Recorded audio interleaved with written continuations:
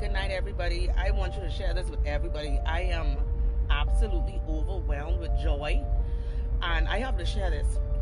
My family went out tonight to go to church, so I was left home by myself. So I called my son and I called everybody and I said, y'all home? Hey, y'all come back home? They said, no, we ain't come back home. I said, well, doors closing. I said, and I heard the sliding door close. I hear room doors closing. I said, y'all sure y'all in the house? So I didn't see anybody. I went out. I looked through the sliding doors. I didn't see anyone. I looked through the windows. I didn't see anyone. So 10 minutes later, my daughter was in the house. So I said, you, Abby, that's you? She said, yeah. So I began to think to myself, but if you just reach who that was 10 minutes ago in my house. Listen to me. I got on makeup. I ain't trying to get tear up. I walk outside to my car. To leave about 20 minutes later. So a young man walks in my driveway and I was alert, so I jumped. And he said, I want to apologize to you. I said, apologize to me for what? Because I'm trying to figure out what is he even doing in my driveway. And he says, I came tonight to rob you. And he lifted up his shirt and he showed me the gun. Y'all, this just happened. He lifted up his shirt, showed me the gun. He said, I came to rob your house.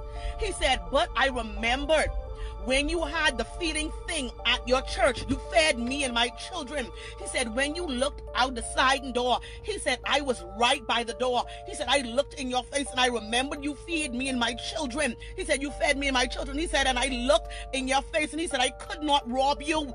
Y'all didn't hear me. This man had a gun in my driveway. Jesus, and you can tell me God ain't a keeper?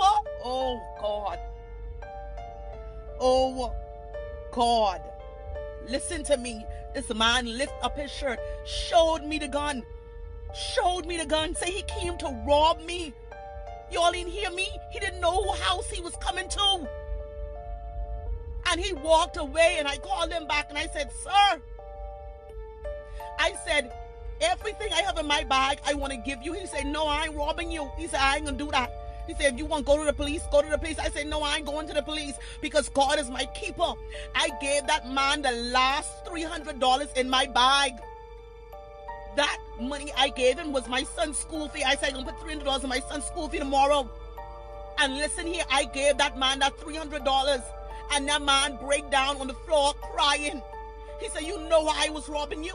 He said, I was robbing you because I don't have nothing to give my children. I said, sir, not only am I going to give you this $300, he said, but I said, give me your address. I said, I come in there in the morning to bring the grocery. I said, your light on? He said, no. I said, I going to turn on the light tomorrow. Listen to me. If my son was there, if anybody in my house was there, they probably would have killed him. But God had a different plan. Listen, when I saw that black gun and I know someone was in my house, God is a keeper. Y'all hear me? Y'all got to serve God. Who God keep is well kept. Jesus, Job 5:19 say God will keep you again and again.